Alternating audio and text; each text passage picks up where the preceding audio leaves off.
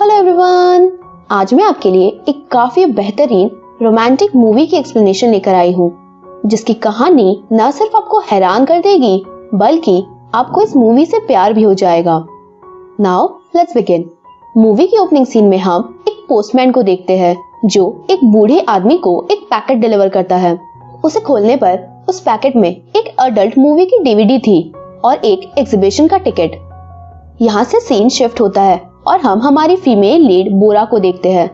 उसे उसके father call करते हैं और डांटते हुए कहते हैं, तुम अब भी इस तरह की मूवीज देखती हो। बोरा को कुछ समझ नहीं आ रहा था कि उसके फादर किस मूवी के बारे में बात कर रहे हैं, और जब वो अपने फोन में उस डीवीडी की फोटो देखती है तो उसके चेहरे पर एक स्वीट सी स्माइल आ जाती है। यहाँ से सीन अब पास्ट में शिफ्ट हो जाता है, जो ईयर 1999 था। हम बोरा को देखते हैं जो अपने बेस्ट फ्रेंड योंडो के पास जाती है और कहती है, तुम्हें न्यूयॉर्क नहीं जाना? तुम भूल गई हो तुम्हारी आज हार्ट सर्जरी है। जिस पर योंडो पूरे फिल्मी स्टाइल में कहती है, मेरा दिल तो उस लड़के ने पहली नजर में ही चुरा लिया, अब मैं जाकर क्या करूंगी। योंडो बोरा को उस मुलाकात के बारे में बताती है कि कैसे उस लड़के से उसे पहली नजर में प्यार हो गया। साथ ही योंडो बताती है कि उसकी यूनिफॉर्म पर युंजिन नाम लिखा था। बोरा योंडो की बातें सुन बोलती है, चलो अपने सपनों की दुनिया से बाहर निकलो और चुपचाप अपनी सर्जरी के लिए जाओ। पर योंडो कहती है, मैं नहीं जाना चाहती क्योंकि युंजिन ने हमारे ही स्कूल की यूनिफॉर्म पहन रखी थी और बिना उससे मिले, बिना उसे अपने प्यार का इजहार किए मैं नहीं जाना चाहती। अपनी जिगरी दोस्त की फीलिंग्स को देख बोरा को एक आइडिया आता है और वो एक मेल क्रिएट करती है। बोरा योंडो को कहती है कि तुम आराम से सर्जरी के लिए जाओ, मैं तुम्हें युंजिन की पल पल की खबर देती रहूंगी, जिससे तुम्हें ऐसा लगेगा कि तुम हर वक्त उसके साथ हो। ये सुन योंडो बहुत खुश हो जाती है और वो अपनी हार्ट सर्जरी के लिए न्यूयॉर्क चली जाती है। वही नेक्स्ट डे से बोरा लग गई थी मिशन युंजिन पर और सुबह सुबह भागते हुए वो उसी रास्ते को फॉलो करती है जिससे युंजिन जाता था। बोरा उसी बस की तरफ ही भागती है और उसमें चढ़ जाती है, पर गलती से वो एक लड़के की गोद में जाकर गिरती है और ये लड़का कोई और नहीं बल्कि युंजिन ही था। बोरा खुश हो जाती है कि उसने युंजिन को ढूंढ ही लिया।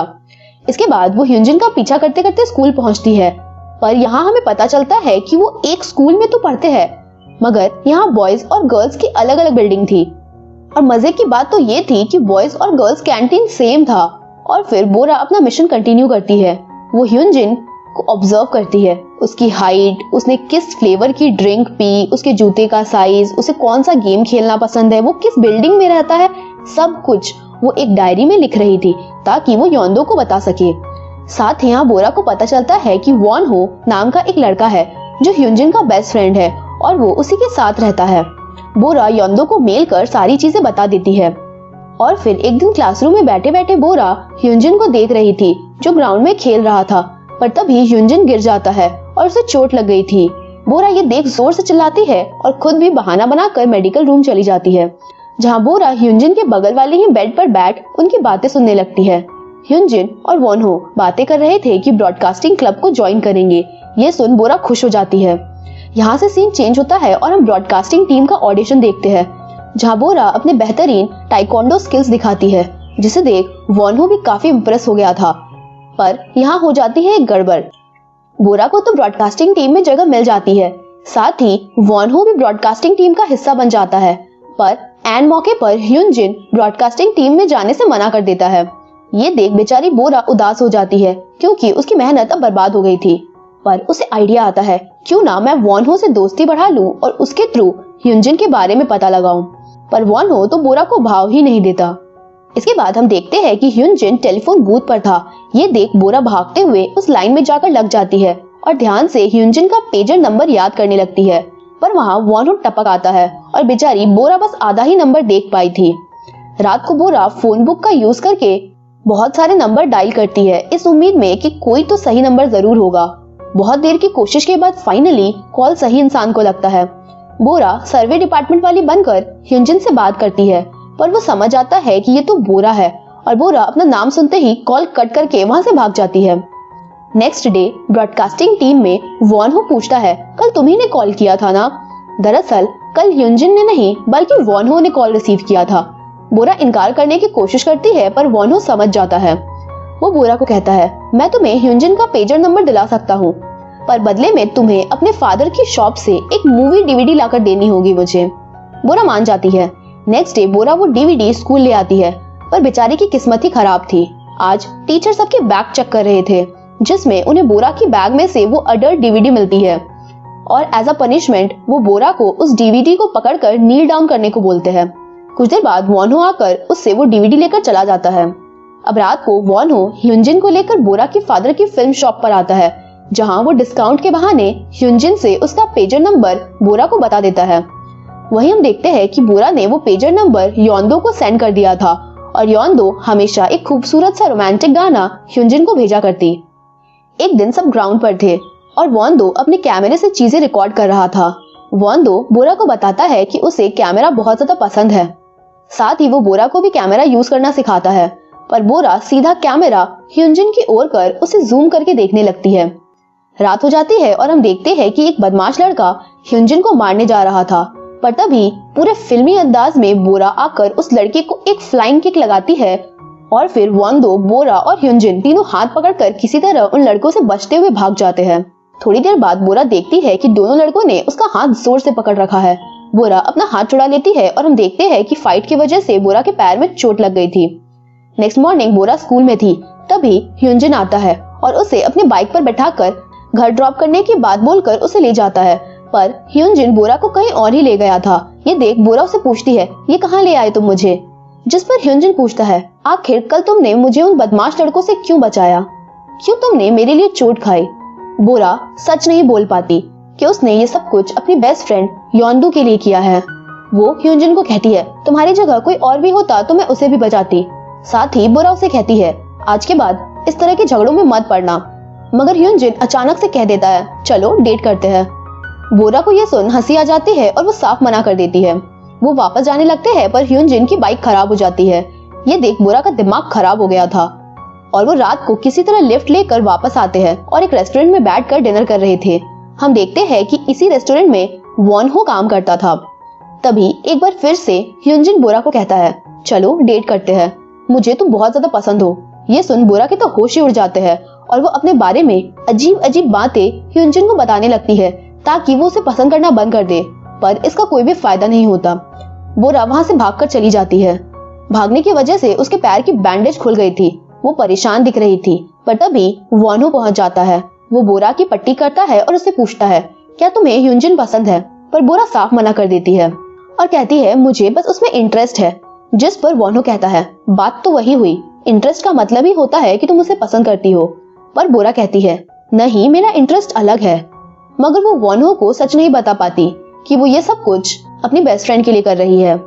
वॉन्दो बोरा को अपना ध्यान रखने को बोलकर चला जाता है और यहाँ हम बोरा के चेहरे पर साफ देख सकते थे कि कहीं ना कहीं वो वॉन्दो को पसंद करने लगी है और आज उसका दिल भी बहुत जोर से धड़क रहा था। नेक्स्ट डे स्कूल के सारे स्टूडेंट पिकनिक के लिए गए थे, जहाँ एक बार फिर से ह्यूनजिन सबके सामने बोरा को डेट के लिए पूछता है। वहीं वॉनो भी ये सुन लेता है और बोरा ह्यूनजिन को अपने साथ साइड में ले जाती है और कहती है, दिमाग खराब हो गया है तुम्हारा, ये क्या बोल रहे हो? जिस पर ह्यूनजिन कहता है, तुम ही तो हर रोज मुझे लव सॉन्ग्स भेजती हो, क्योंकि मेरी फैमिली और वॉनो के अलावा किसी के पास भी मेरा पेजर नंबर नहीं है। ये सुन बोरा एक बार फिर से खामोश हो जाती है, क्योंकि ह्यूनजिन को वो गाने तो योंदो सेंड करती है। वही बोरा इस बार ह्यूनजिन को साफ साफ बोल देती है, मुझे तुमसे प्यार नहीं है और ना ही मुझे तुमसे कभी प्यार होगा, इसीलिए बार बार मुझे परेशान मत करो। हम बस क्लासमेट ही रह सकते हैं, उससे ज्यादा और कुछ भी नहीं। वहीं उन दोनों की कैट फाइट को दूर खड़ा वॉनो देख रहा था। रात को सब एक जगह स्टे कर रहे थे, जहाँ पूरी लड़कियों की पलटन बैठकर ड्रिंक करती है। बोरा ने भी कुछ ज्यादा ही पी ली थी। तभी बॉयज ग्रुप उन लड़कियों की ड्रिंक्स चुरा लेते हैं। ये देख बोरा उन्हें सबक सिखाने के लिए उनके रूम के बाहर जाकर नॉक करने लगती है, पर तभी गार्ड वहां आ जाता है और वॉनो बोरा को लेकर एक रूम में छुप जाता है, जहाँ वो दोनों एक दूसरे के काफी क्लोज थे और बोरा प्यार से वॉनो के गाल को पकड़ लेती है और सीन यहीं पर कट हो जाता है। नेक्स्ट मॉर्निंग सब स्टूडेंट बीच की सफाई के लिए आए थे, जहाँ वॉनो बोरा को हैंगओवर उतारने के लिए हनी वाटर देकर चला जाता है और बोरा दूर बैठे वॉनो को देखे जा रही थी। पर तभी वहाँ ह्यूनजिन आ जाता है और वो उसे लेकर वॉनो के पास पहुंच जाता है और वो तीनों साथ में एक फोटो खिंचवाते हैं। रात को बोरा बहुत खुश थी और वो उस फोटो को योंदो को सेंड कर देती है। यहाँ हमें पता चलता है कि योन-डू की हार्ट सर्जरी भी शुरू हो गई थी। अगले दिन बोरा अपने फादर की शॉप पर थी। बारिश शुरू हो जाती है और वॉन हो आकर बोरा को कहता है, कल से मैं तुम्हारे शॉप के सामने वाली शॉप में काम करूंगा। इतना बोलकर वो मुस्कुराते हुए चला जाता है। नेक्स्ट मॉर्निंग हम देखते हैं कि बोरा अपनी शॉप पर बैठकर बस वॉन हो को ही देखे जा रही थी। रात को भी बोरा जानबूझकर अपने भाई के साथ बाहर खेल रही थी ताकि वो वॉन हो को जाते हुए मिल सके। वॉन हो भी अपना काम खत्म कर बाहर आता है, पर उसे समझ आ गया था कि बोरा यहाँ उसी के लिए खड़ी है। इसके बाद वो तीनों आइसक्रीम खाते हैं, पर कुछ देर में ही बोरा अपने भाई को वहाँ से भगा देती है। इसके बाद वो दोनों बातें करते हैं और वॉन हो बताता है कि उसका भी एक प्यारा सा छोटा सा भाई है, पर मेरे पेरेंट्स के डिवोर्स के बाद मेरा भाई मेरी मॉम के साथ न्यूजीलैंड में ही रहता है और मैं यहाँ अपने फादर के साथ वापस आ गया। थोड़ी देर बाद वॉन हो बोरा को लेकर एक बगीचे में जाता है जो दरअसल उसी के फादर का था। वहाँ बोरा पेड़ पर लगे फ्रूट्स खाने लगती है और वॉन हो बोरा का वीडियो ले रहा था। यहाँ वो बैठकर बातें करते हैं, जहाँ वॉन हो कहता है, तुम्हारी वॉइस बहुत अच्छी है बोरा। और फिर वो दोनों एक दूसरे को देखते हैं। वॉन हो बोरा को किस करने के लिए आगे बढ़ता है, पर तभी एक फ्रूट आकर सीधा बोरा के सर पर गिर जाता है। ये देख वो दोनों ही हंसने लगते हैं और उन दोनों की फर्स्ट किस रह जाती है। कुछ देर बाद वो घर वापस आते हैं और बोरा वॉन हो को मूवी के लिए पूछती है, पर वो कुछ जवाब नहीं देता, इसीलिए बोरा जाने लगती है। पर वॉन हो बोरा को किस कर देता है और कहता है, चलो इस संडे को चलते हैं। इतना बोलकर वो वहाँ से चला जाता है। रात को बोरा बहुत ज्यादा खुश थी और वो अपनी पूरी फीलिंग्स योन-डू को मेल पर टाइप करने लगती है कि कैसे उसे वॉन हो से प्यार हो गया है और वो उसकी दीवानी हो चुकी है। पर बोरा ये मैसेज सेंड नहीं करती क्योंकि उसे अभी तक नहीं पता था कि योन-डू की सर्जरी पूरी हुई है या नहीं। नेक्स्ट मॉर्निंग बोरा रेडी होकर वॉन हो से मिलने जा रही थी, पर तभी वहाँ ह्यूनजिन आ जाता है और वो बोरा को लेकर उसी जगह आ जाता है जहाँ वॉन हो काम करता था। वो दोनों लड़के बैठकर बोरा को आइसक्रीम खाते हुए देखते रहते हैं। पर तभी हम वहाँ योन-डू को देखते हैं जो अपनी हार्ट सर्जरी करवा कर वापस आ गई थी। दोनों बेस्ट फ्रेंड्स एक दूसरे को देखकर गले लगाकर बहुत रोती हैं। कुछ देर बाद योन-डू और बोरा अपने रूम में बैठ बातें करने लगते हैं और तभी योन-डू कहती है, ह्यूनजिन आइसक्रीम मैन की यूनिफॉर्म में कितना प्यारा लग रहा था। ये सुन बोरा थोड़ी हैरान हो जाती है और कहती है, वो यूनिफॉर्म वाला लड़का वॉन हो है, उसके बगल वाला लड़का ह्यूनजिन था। पर योन-डू कहती है, नहीं वो यूनिफॉर्म वाला लड़का ही ह्यूनजिन है। और योन-डू उस फोटो को निकाल बोरा को दिखाती है और कहती है, देखो यही है ह्यूनजिन जिससे मुझे पहली नजर में प्यार हो गया था। यहाँ बोरा के चेहरे की तो हवाइयां उड़ जाती है। अब हमें उस दिन का सीन दिखाया जाता है जिस दिन योन-डू ने उस लड़के को पहली बार देखा था। वो लड़का असल में वॉन हो ही था, पर उस दिन वॉन हो ने ह्यूनजिन की यूनिफॉर्म पहनी हुई थी जिस पर ह्यूनजिन का नाम लिखा था और सारी गड़बड़ इस नाम से शुरू हो गई। और अब सिचुएशन ये थी कि इन दोनों बेस्ट फ्रेंड्स को एक ही लड़के से प्यार हो गया था। अब वापस से प्रेजेंट में आते हैं जहाँ योन-डू मुस्कुराते हुए बोरा को पूछती है, अब ये मत बोलना कि इतने दिनों से तुम मुझे गलत लड़के के बारे में बताया करती थी। बोरा कुछ भी नहीं बोल पाती, उसे कुछ समझ ही नहीं आ रहा था कि वो क्या करे। रात को बोरा योन-डू को बता देना चाहती थी कि उसे वॉन हो से प्यार हो गया है, पर बोरा कुछ भी नहीं बोल पाती क्योंकि वो अपनी बेस्ट फ्रेंड जिसकी अभी अभी हार्ट सर्जरी हुई है उसे शॉक नहीं देना चाहती थी। इसीलिए वो डिसाइड करती है कि वो वॉन हो से दूर हो जाएगी। रात को बोरा एक टेलीफोन बूथ से वॉन हो को कॉल करती है, पर वॉन हो समझ गया था कि बोरा अपने घर के पास वाले बूथ पर ही है, इसीलिए वो तुरंत ही भागते हुए वहां पहुंच जाता है। वहीं बारिश भी शुरू हो गई थी। वो दोनों बैठे हुए थे जहां वॉन हो बोरा को कहता है, मैं बहुत खुश हूँ जो मैं तुमसे मिला। पर तभी बोरा कहती है, मुझे माफ कर दो, पर मेरे दिल में तुम्हारे लिए कोई फीलिंग्स नहीं है। इतना कहकर वो चली जाती है।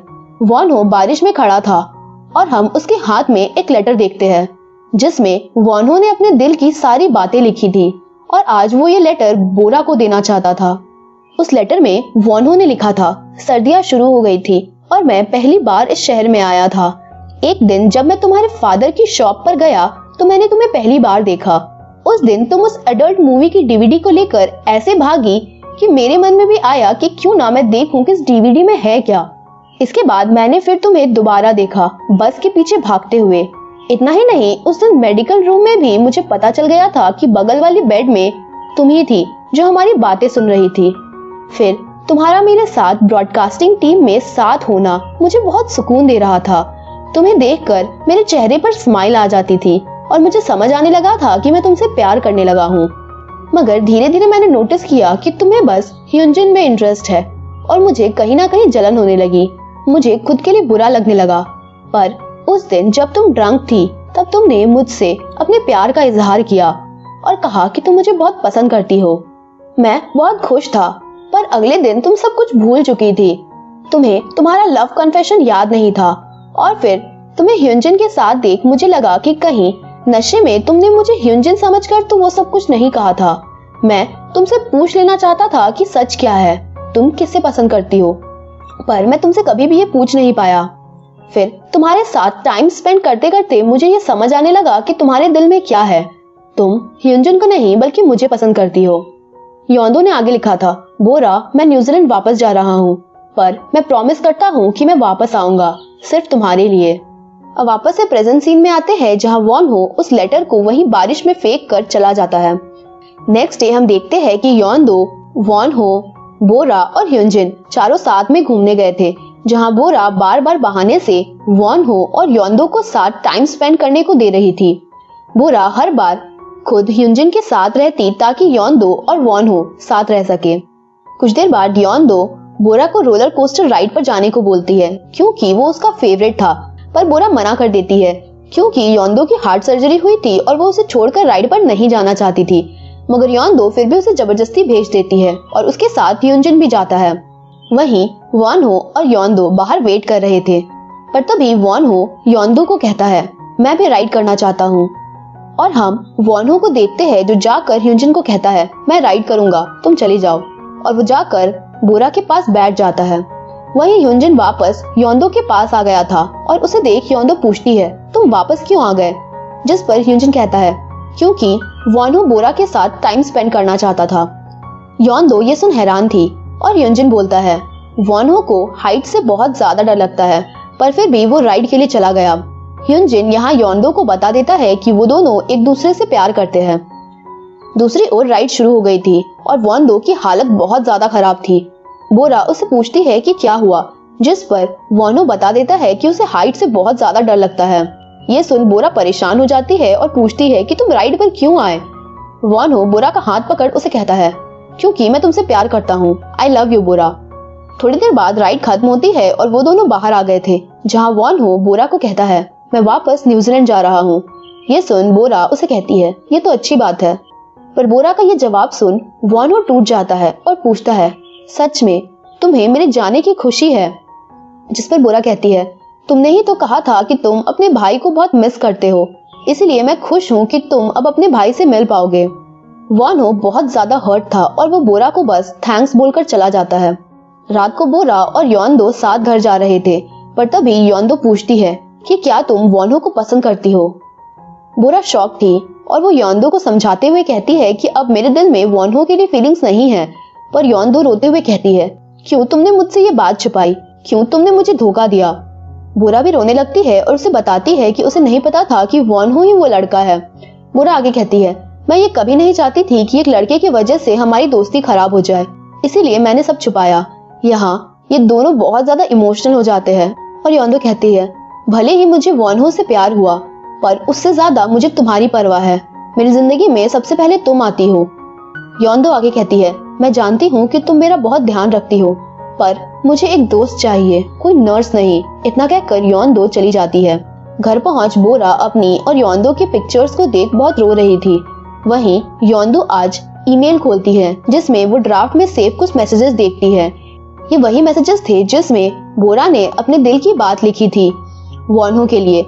वो ये सारी बातें योंदो को बताना चाहती थी, पर वो उसे बता नहीं पाई थी। योंदो पूरा मैसेज पर बहुत ज्यादा रोती है। नेक्स्ट डे स्कूल में योंदो वॉनो से मिलती है और उसे सारा सच बता देती है। वो बता देती है कि बोरा तुमसे बहुत ज्यादा प्यार करती है, पर वो अब तक तुमसे इसीलिए दूर थी क्योंकि वो अपनी बेस्ट फ्रेंड यानी कि मुझे हर्ट नहीं करना चाहती थी, क्योंकि मुझे भी तुम पसंद हो। यहाँ हम योंदो के चेहरे पर एक स्माइल देखते हैं जो बताता है कि बोरा और उसकी दोस्ती बहुत ज्यादा स्पेशल थी और बोरा जिसने योंदो का हर वक्त ख्याल रखा, उसके हर अच्छे बुरे वक्त में वो उसके साथ रही। और आज योंदो बोरा को उसके प्यार से दूर कैसे कर देती, इसीलिए वो वॉनो को सब कुछ बता देती है। योंदो बहुत खुश थी कि उसने अपनी दोस्ती और बोरा के प्यार दोनों को बचा लिया। वहीं सारी बातें जान वॉनहो भागते हुए बोरा के घर पहुंच जाता है, पर वहाँ कोई भी नहीं था। वो उसे बहुत सारे मैसेजेस करता है, पर यहाँ हमें पता चलता है कि बोरा के भाई की तबीयत बहुत ज्यादा खराब थी, इसीलिए वो सब हॉस्पिटल में थे। इसी वजह से बोरा अपना पेजर भी नहीं चेक कर पाती। वहीं वॉनहो पूरी रात बोरा के घर के बाहर उसका इंतजार करता रह जाता है, क्योंकि नेक्स्ट डे उसे न्यूजीलैंड के लिए निकलना था। सुबह हो जाती है, पर अब तक बोरा वापस नहीं आई थी और वॉनहो चला जाता है। थोड़ी देर बाद बोरा स्कूल पहुंचती है। योंदो भी स्कूल में थी, पर वो बात नहीं करते। मगर तभी योंदो बेहोश हो जाती है और बोरा उसे अपने कंधे पर उठाकर ले जाने लगती है। मगर तभी योंदो कहती है कि वो नाटक कर रही थी। योंदो बोरा को बताती है कि उसने वॉनहो को सब सच बता दिया है। योंदो आगे कहती है, जाओ जल्दी, वरना वॉनहो चला जाएगा। बोरा भागते हुए बाहर जाती है, जहाँ ह्यूनजिन बाइक लेकर उसका वेट कर रहा था। वो दोनों रेलवे स्टेशन के लिए निकल जाते हैं। स्टेशन पहुंच बोरा वॉनहो को ढूंढती है। वो उसे दिख जाता है और वो भागते हुए उसके पास पहुंचती है। बोरा वॉनहो को देख रोने लगती है। बोरा कहती है, प्लीज मुझे माफ कर दो, मुझे माफ कर दो तुम्हारा दिल दुखाने के लिए। बोरा बहुत रोती है और अपने दिल की सारी बात वो वॉनहो को बता देती है, जो भी आज तक वो उससे बोलना चाहती थी, पर अब तक बोल नहीं पाई थी। बोरा की मासूमियत देख वॉनहो मुस्कुराने लगता है और कहता है, तुम्हें माफी मांगने की जरूरत नहीं। वॉनहो आगे कहता है, तुम्हें पता है मुझे तुम्हारे साथ रहना बहुत अच्छा लगता है। इसके बाद वॉनहो बोरा को आई लव यू कहता है। तभी ट्रेन आ जाती है और बोरा भी जोर से कहती है, आई लव यू टू, और फिर रोने लगती है। वॉनहो भी रोने लगता है और वो बोरा को आकर प्यार से गले लगा लेता है और कहता है, बस थोड़ा सा इंतजार करना, मैं बहुत जल्द वापस आऊंगा। इसके बाद वॉनहो बोरा के आंसू पोंछता है और ट्रेन में चला जाता है। यहाँ हम दोनों को देखते हैं जो एक दूसरे से दूर होकर बहुत ज्यादा दुखी थे। थोड़ा वक्त गुजरता है और हम देखते हैं कि बोरा और वॉनहो एक दूसरे से मेल के थ्रू बातें करते हैं। साथ ही हम देखते हैं कि योंदो और ह्यूनजिन भी अब धीरे धीरे क्लोज आ रहे थे। इसी तरह अब ईयर 2000 आ जाता है और एक नए सेंचुरी की शुरुआत होती है। वॉनहो मेल के थ्रू न्यू ईयर की विशेस सेंड करता है और वो बताता है कि वो जल्द ही वापस आने वाला है और वो साथ कॉलेज में पढ़ाई करेंगे। वहीं बोरा भी बहुत मेहनत करती है ताकि वो भी उसी कॉलेज में एडमिशन ले सके, और उसकी मेहनत रंग लाती है। पर अचानक से बोरा के मैसेजेस का रिप्लाई आना बंद हो जाता है, ना ही वॉनहो का कोई मैसेज आता है। बोरा उसे कॉल करती है, पर वो भी नहीं लगता। बोरा अब उदास अपने न्यू कॉलेज चली जाती है, पर अब भी वो वॉनहो को बहुत ज्यादा याद करती है। एक दिन योंदो के कहने पर बोरा एक ब्लाइंड डेट पर जाती है, मगर जब उसे पता चलता है कि उस लड़के का नाम वॉनहो है, ये सुन बोरा अपनी फीलिंग्स रोक नहीं पाती और जोर जोर से रोती है। बोरा एक बार फिर से फोन बूथ जाकर वॉनहो का नंबर डायल करती है, पर वो इस बार भी आउट ऑफ सर्विस था। बोरा रोते हुए कहती है, मैं तुम्हें भूल जाऊंगी, नहीं याद करूंगी तुम्हें, और तुम्हें पता भी है कि किसी का इंतजार करना कैसा होता है। हर वक्त लगता है कि वो अब आएगा, वो अब आएगा, पर वो नहीं आता। इससे अच्छा तो ये होगा कि मैं ये मान लूं कि तुम मर चुके हो। इतना कहकर बोरा रोते हुए चली जाती है। अब कई साल गुजर चुके थे और बोरा बहुत बड़ी हो गई थी। वो एक वॉइस ओवर आर्टिस्ट बन चुकी थी। बोरा एक दिन वापस अपने घर आती है, जहाँ वो वही पार्सल देखती है जो हमने ओपनिंग सीन में देखा था, यानी कि अब हम वापस से प्रेजेंट ईयर में आ चुके थे। बोरा उस पार्सल को खोलती है जिसमें वही डीवीडी और एक एग्जीबिशन का इनविटेशन था। बोरा उस एग्जीबिशन में पहुंच जाती है और हमें पता चलता है कि इस एग्जीबिशन में वॉनहो की ही वीडियोस दिखाई जा रही थी। बोरा ये देख बहुत खुश थी, पर तभी उसकी नजर एक स्क्रीन पर पड़ती है जहां लिखा था, रिमेम्बरिंग वॉनहो 1938 to 2001, यानी कि वॉनहो अब इस दुनिया में नहीं रहा। और ये एग्जीबिशन वॉनहो की ही याद में उसके छोटे भाई जोसेफ ने रखी थी। इसके बाद हम जोसेफ और बोरा को साथ में देखते हैं, जहां जोसेफ बोरा को कहता है, मुझे ये वीडियोस कई साल बाद मिली और इन्हें देखने के बाद मुझे समझ आया कि वॉनहो की जिंदगी में तुम्हारी बहुत ज्यादा इम्पोर्टेंस थी। उसने अपनी जिंदगी का सबसे खूबसूरत वक्त तुम्हारे साथ बिताया है, इसीलिए मैंने तुम्हें यहाँ बुलाया। पर अगर इतने सालों बाद तुम्हें ये सब कुछ बताकर मैंने तुम्हें दुखी किया हो तो प्लीज मुझे इसके लिए माफ कर देना। मगर बोरा कहती है, मैं कभी भी वॉनहो को नहीं बुला सकती। बोरा जोसेफ को थैंक्स कहती है जो उसने उसे इस एग्जीबिशन के लिए बुलाया। यहाँ से सीन चेंज होता है और हम देखते हैं कि बोरा अपने घर वापस आ गई थी। वो रात को उसी डीवीडी को प्ले करती है जो वॉनहो ने बनाया था। उसे देख बोरा को उसकी और वॉनहो की स्कूल डेज की मेमोरीज याद आ जाती है। उस वीडियोस में आगे तब की वीडियो थी जब वॉनहो न्यूजीलैंड जा चुका था और अब न्यू ईयर का डे आ गया था, जिस दिन जोसेफ अपने भाई वॉनहो को कहता है, प्लीज मुझे छोड़कर बोरा के पास मत जाओ। पर वॉनहो बड़े ही प्यार से अपने भाई को कहता है, चिंता मत करो, मैं तुमसे मिलने आता रहूंगा और फिर मैं तुम्हारे लिए वीडियो गेम्स भी तो लेकर आऊंगा। ये सब देख बोरा इमोशनल हो जाती है। इसके बाद जोसेफ बोरा को हैप्पी न्यू ईयर विश करता है और चला जाता है। वहीं वॉनहो बोरा को कहता है, बस थोड़ा सा और इंतजार करो, मैं तुम्हारे पास जल्द आ रहा हूँ और फिर हम साथ में इस 21st सेंचुरी को बहुत ज्यादा खूबसूरत बना देंगे। ये देख बोरा बहुत ज्यादा रोती है क्योंकि उसके प्यार वॉनहो की ये आखिरी वीडियो थी जिसे वो देख रही थी। और इसी के साथ ये मूवी यहीं खत्म हो जाती है।